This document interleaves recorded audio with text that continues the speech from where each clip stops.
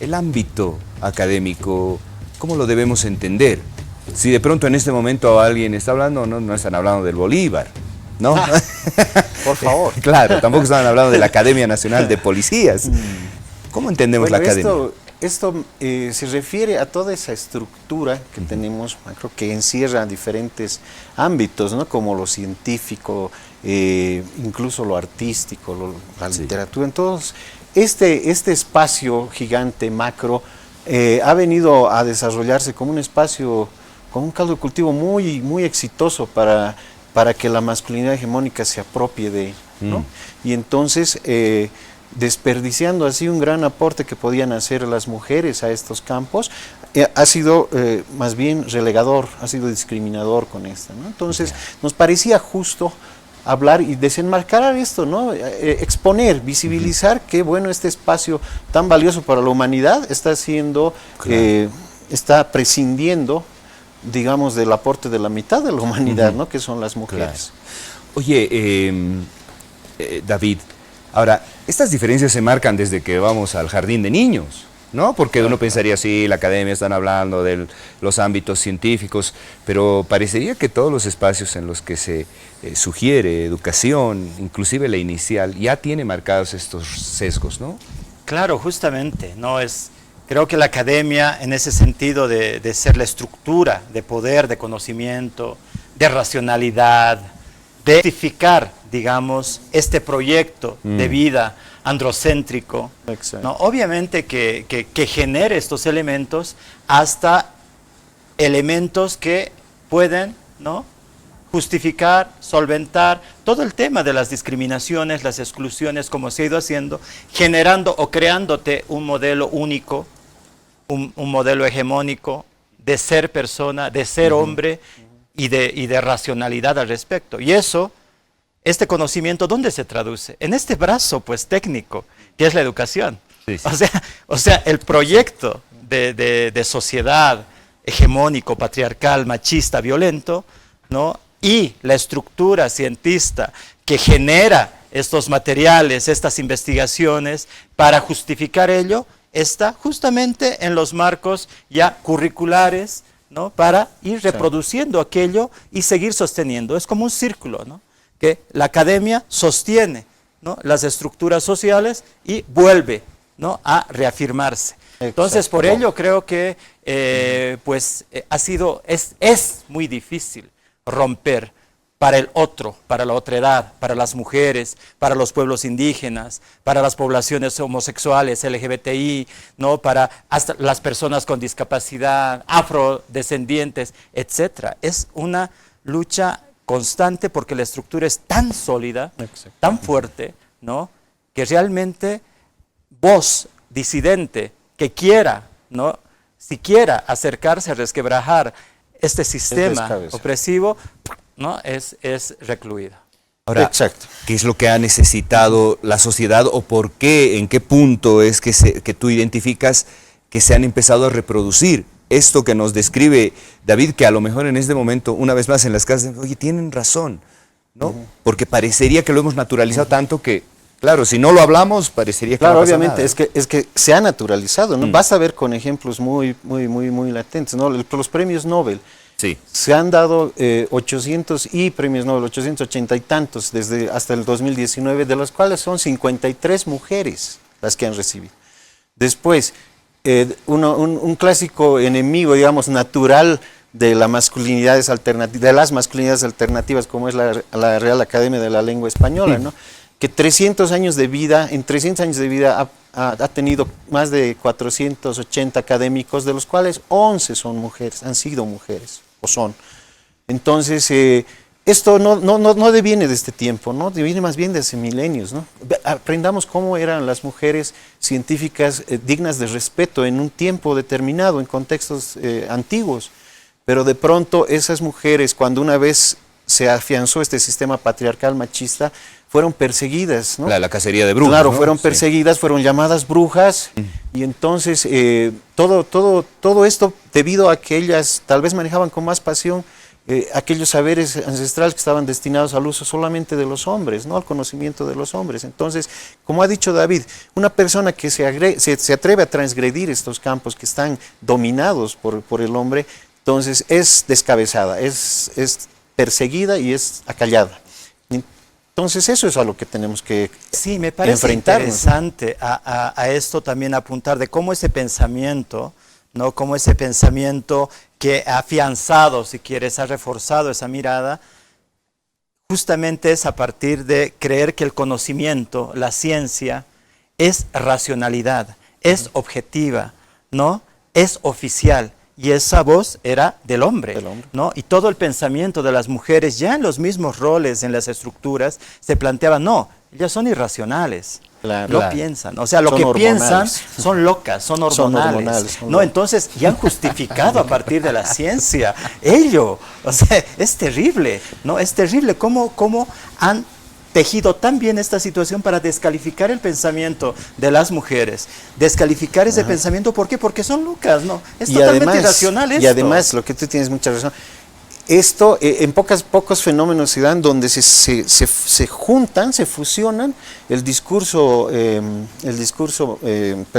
la academia, de la academia con el discurso religioso, ¿no? Generalmente son contradictorios y chocan. Sí. Es más, la ciencia ha nacido ahí. Exacto, pero cuando se trata de dominio, de ejercer el dominio y de reafirmar ese dominio, de decir, este es mi territorio, entonces se unen, ¿no? Porque es el discurso académico, está respaldado decididamente por el discurso religioso, incluso el discurso político. Tal cual. Ahora, ¿dónde se inicia o cuál es el principal justificativo para inclusive generar estas alianzas, ¿no? La ciencia y la religión totalmente divorciada, pero para esto nos suma, así que vayamos con un discurso unitario.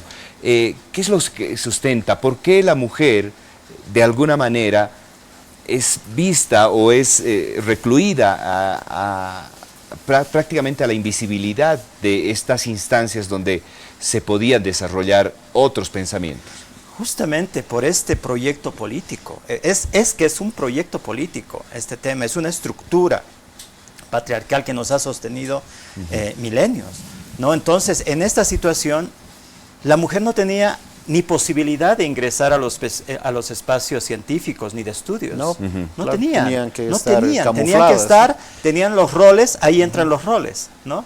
De género, tendrían que estar en la casa tejiendo, haciendo, por eso también, ahí yo creo la resistencia de muchas mujeres también ha sido generar mecanismos de en ese espacio privado, ¿no? Por ahí surge, ¿no? El espacio privado y el público. Claro. El espacio privado de las mujeres en la casa, tejiendo, cuidando a los hijos, haciendo la comida, atendiendo al marido, toda esa estructura se plantea ahí. Pero también se genera resistencia desde esos espacios. Y eso yo creo que es interesante leerlo también, porque no ha sido así si no hubiese pues tantas mujeres brillantes que desde ese espacio privado han seguido surgiendo. Pero la estructura ha planteado ahí, y yo creo que surge ahí, surge a partir de los roles, surge a partir de lo público y lo privado, que lo público es de los hombres toman la decisión sobre la familia, toman decisión sobre el Estado, toman decisión sobre los recursos económicos, la tierra, la propiedad. Exacto. Y además son los elementos más grandes, ¿no? Nos hacen creer que te esclavizan. Además, fundamentales, ¿no? Para la idea de desarrollo que tenemos, claro. ¿Cómo nos vamos a desarrollar de otra manera? Exacto. Claro. Es lo que dices, muy cierto, porque claro, a los hombres siempre nos han programado para que seamos conquistadores, ¿no? Entonces hemos empezado a ser conquistadores de personas, de territorios, todo esto. Y esto de los espacios es bien cierto porque si bien el espacio público y el espacio privado, el hombre ha podido conquistar también el espacio privado, ¿no? Porque incluso vemos esto en este contexto de COVID, donde los hombres han empezado a conquistar el espacio doméstico, ¿no? Pero no se le da la misma oportunidad a las mujeres de que conquisten los otros espacios que son tal vez para los dos, ¿verdad? Entonces, decididamente lo que dices va por ese Pero ahora lado. un elemento central también, o sea, lo que hemos hablado, obviamente refiere a todo el tema de territorio, ¿no? Hasta de lo patrimonial que entra ahí, pero un elemento central que creo que hasta ahora es el espacio donde te hacen reconocer que eres inferior, es tu cuerpo. es el cuerpo de las mujeres. A Es ver. el cuerpo de las mujeres. Porque eso es lo que ha sido también el espacio de primera conquista, ¿no? Claro, por eso te digo, La cuerpos, utilización del cuerpo y la ciencia como reforzadora de que el cuerpo de la mujer es inferior porque no tiene pene, es inferior porque hasta se decía científicamente, son hombres inacabados, ¿no? Porque no tenía, Cierto, no alguna tenía vez leí, pene. sí. Entonces, el cuerpo de la mujer siempre ha sido ese espacio para ponerle en esta situación de inferioridad y de violentarlo. La violencia ingresa ahí para hacerte reconocer que eres inferior y que no puedes disputar el espacio de poder conmigo, con el hombre, ¿no? Entonces, Increíble, el ¿no? cuerpo, Esto, sí. creo que es ese. Por eso también a mí me fascina, sigo a la corriente feminista cuando dice mi cuerpo es mi territorio, ¿no? Entonces, por eso, en un sentido de el territorio donde vivo, pero mi cuerpo en sí misma Claro. es lo que está en disputa y se están disputando, y no solamente el cuerpo de las mujeres, también mi cuerpo disidente sexual, ¿no? Exactamente. Oye, Edwin, pero a partir de lo que dice David, me dispara también este tema del rol de géneros que tiene que ver con el hecho de que, inclusive cuando de pronto se piensa y se podría decir, no, pero la sociedad ya se ha abierto y las mujeres tienen la misma participación, tienen espacios compartidos y todo, pero la mujer ha seguido siendo históricamente la mujer que, a pesar de que quería estudiar, de todas maneras tenía que seguir siendo madre, tenía que seguir siendo eso es. esposa, tenía que seguir cuidando a los hijos, alimentándolos, alistándole la ropa al marido para que al día siguiente se pueda levantar muy temprano y vaya a trabajar, ¿no? Esta estructura de poder es perversa, pues, ¿no? Te hace creer que te da ciertas prerrogativas, que te las has ganado, digamos, pero en realidad no te las está dando, ¿no? Porque no te está poniendo en la misma condición para competir.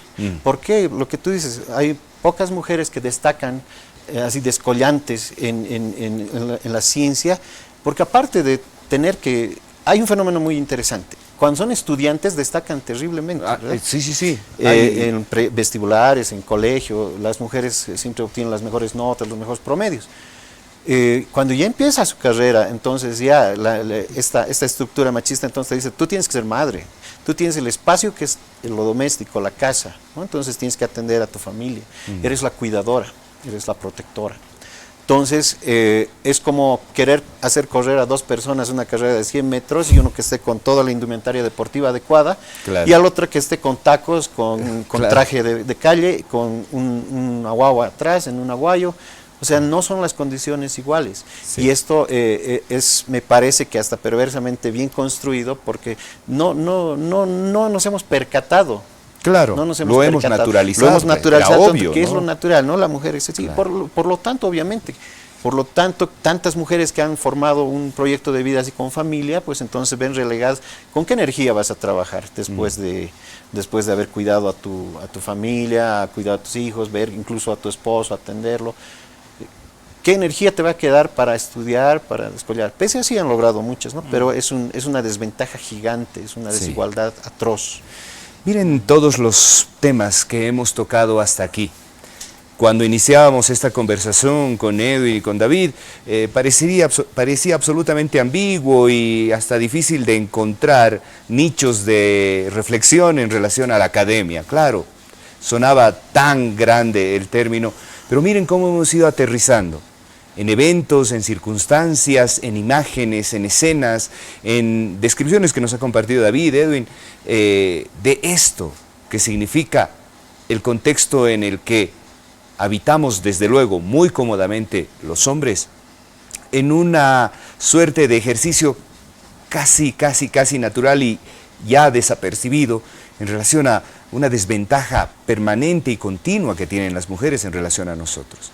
Hay datos del INE en Bolivia de que las mujeres tienen las mejores calificaciones en la universidad, tienen más posgrados y tienen mejor preparación académica, pero que desde luego no, a pesar de todo esto, no califican a tener al menos el mismo salario de un simple licenciado.